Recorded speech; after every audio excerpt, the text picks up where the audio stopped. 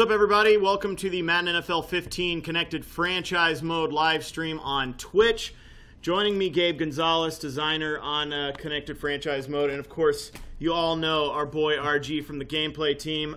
You were loud and clear telling me to stop playing because I did not do well talking and playing. But see you guys online August 26th. Gabe, let's go ahead and jump right into this.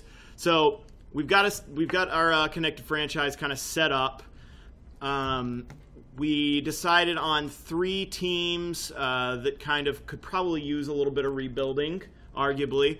We've got the Browns, the Jags, and the Raiders. You can go to full screen anytime here. Here we go. All right, so this is an offline CFM. Let's kind of start just walking through some of the new features this year. Obviously, people kind of recognize the tiles, but a lot of new stuff to go over. Oh, for sure. Game prep being our biggest addition. I'm sure a lot of people have already read our blog out there. Game prep and confidence, we put a lot of work into this year, basically trying to find ways to make our users interact more with the game in between actual playing the on-the-field experience.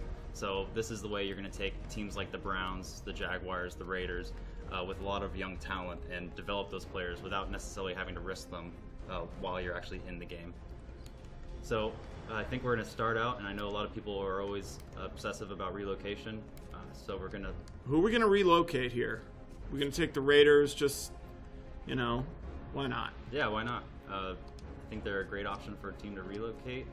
Just they can move to all the same cities from last year, but we've also changed the different teams that each of those cities contain. And we also had a great contest where our users created content, our logos and uniforms, so that they can go to some of these new teams and see some of the user-created content for those uniforms. All right, so we're starting the relocation process with the Raiders, just for the fun of it.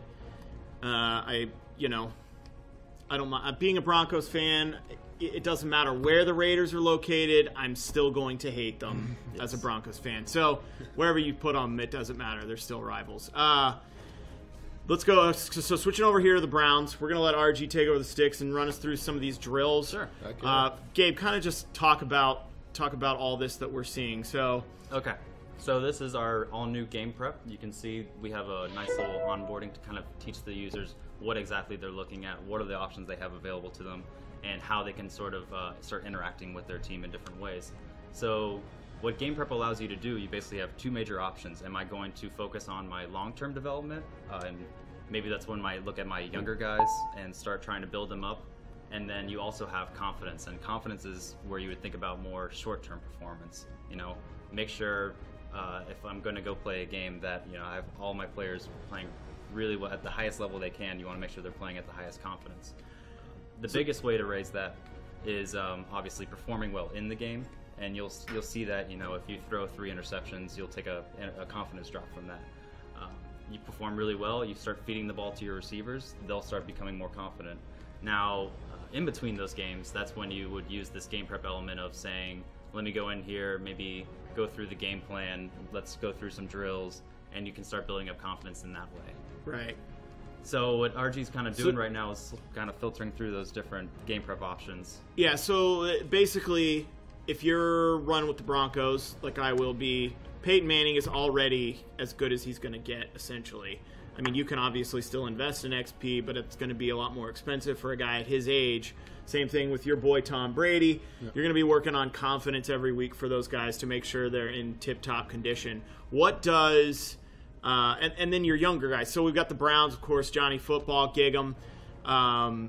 Get him in there, start working on him while Hoyer's taking the lead role, and you can actually do that this year. Kind of work on guys behind the scenes. Yeah, so you look at, like, the example, Tom Brady, one of the best quarterbacks in the league. He's really, you don't need to do much more development to his, you know, long-term focus.